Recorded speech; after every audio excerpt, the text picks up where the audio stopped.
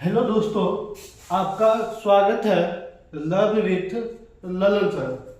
आज हम लोग पुनः बिहार बोर्ड में पूछे जाने वाले कुछ अति महत्वपूर्ण ऑब्जेक्टिव प्रश्न पे चर्चा करेंगे, जिसमें हम लोग देखेंगे जो किस भारतीय समाचार पत्र को वर्नाकुलर एक्ट से बचने के लिए अपनी भाषा रातों रात बदल दी थी। ध्यान रखेंगे किस भारतीय समाचार पत्र ने वर्नाकुलर प्रेस एक्ट से बचने के लिए रातों रात अपनी भाषा बदल दी थी। तो इसका आंसर हो जाएगा अमृत बाजार पत्रिका। ध्यान रखेंगे अमृत बाजार पत्रिका ने वर्नाकुलर प्रेस एक्ट से बचने के लिए रातों रात अपनी भाषा बदल दी थी। इसके जो संपादक थे, इस पत्रिका के संपादक शिशिर कुमार घोष और मोतीलाल घोष थे। शिशिर घोष और मोतीलाल घोष थे। मोतीलाल घोष। ध्यान रखेंगे इसके जो संपादक थे शिशिर कुमार घोष और मोतीलाल घोष थे। प्रारंभ में इसकी भाषा बंगला थी, लेकिन वर्नाकुलर प्रेस एक्ट से बचने के लिए इन्होंने अपनी भाषा अंग्रेजी कर ली थी। और ध्यान रखेंगे ये वर्नाकुलर प्रेस एक्ट 1878 में लाया गया था और यह लॉर्ड लिटन के शासनकाल में लाया गया था।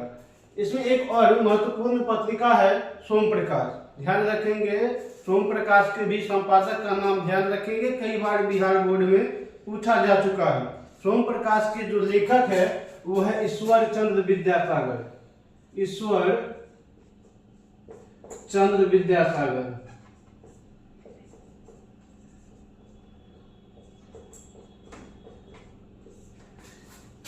सोम प्रकाश पत्रिका के लेखक ईश्वर चंद्र विद्यासागर है। ये भी कई बार बिहार बोर्ड के द्वारा अपने प्रश्न को देखेंगे।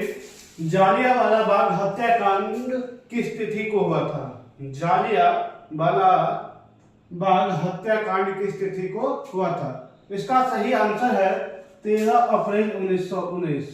13 अप्रैल 1919 को जालियांवाला बाग हत्याकांड हुआ था। इसमें अन्य और भी महत्वपूर्ण तथ्य है जिसको आप लोग याद रखेंगे, जो पूछा जा सकता है। इसमें पूछेगा तो इसमें कितने लोग मारे गए थे? ध्यान रखेंगे 379 लोग मारे गए थे। 379 लोग मारे गए थे। इसमें ये भी पूछेगा अंग्रेजों के द्वारा जालियांवाला बाग हत्याकांड की जांच के लिए किस समिति का गठन किया गया था? ध्यान रखेंगे समिति। हमसे कई बार समिति पूछ लेता है, जो इसकी जांच के लिए किस समिति का गठन किया गया। तो ध्यान रखेंगे हंटर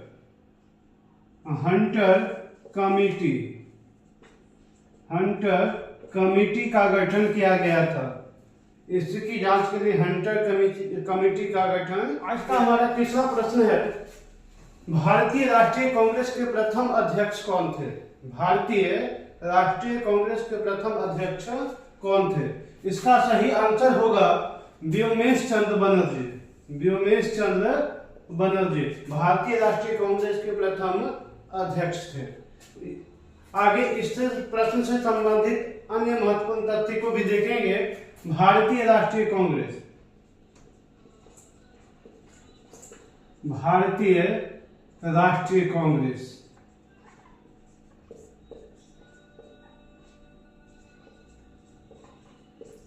इसका गठन 1885 में किया गया था। 1885 में किया गया था। इसके प्रथम अध्यक्ष, इसके जो अध्यक्ष है ये है व्योमेश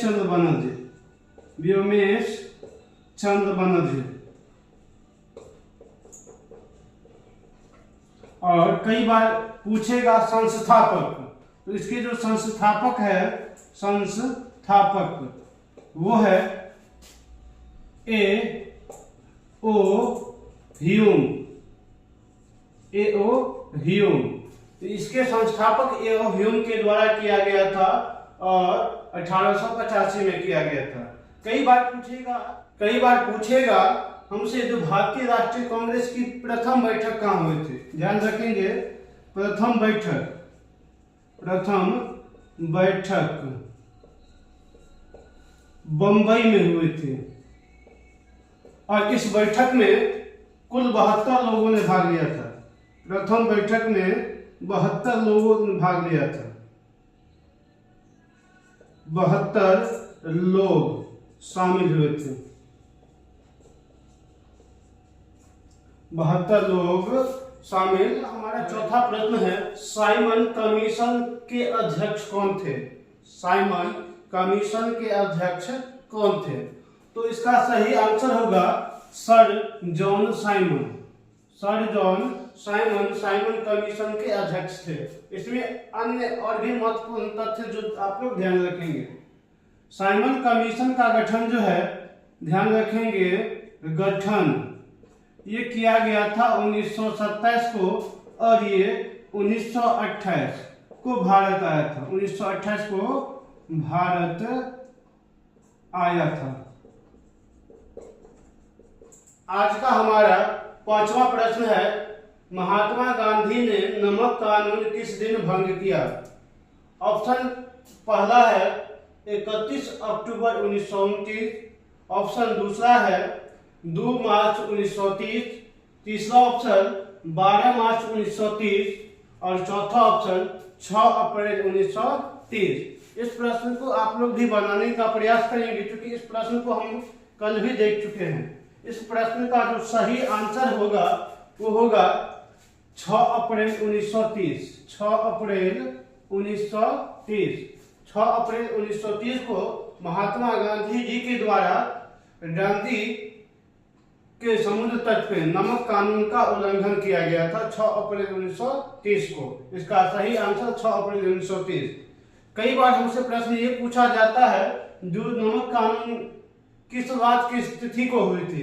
तो ध्यान रखेंगे, नमक कानून की जो शुरुआत हुई थी वो हुई थी 12 मार्च 1930 को।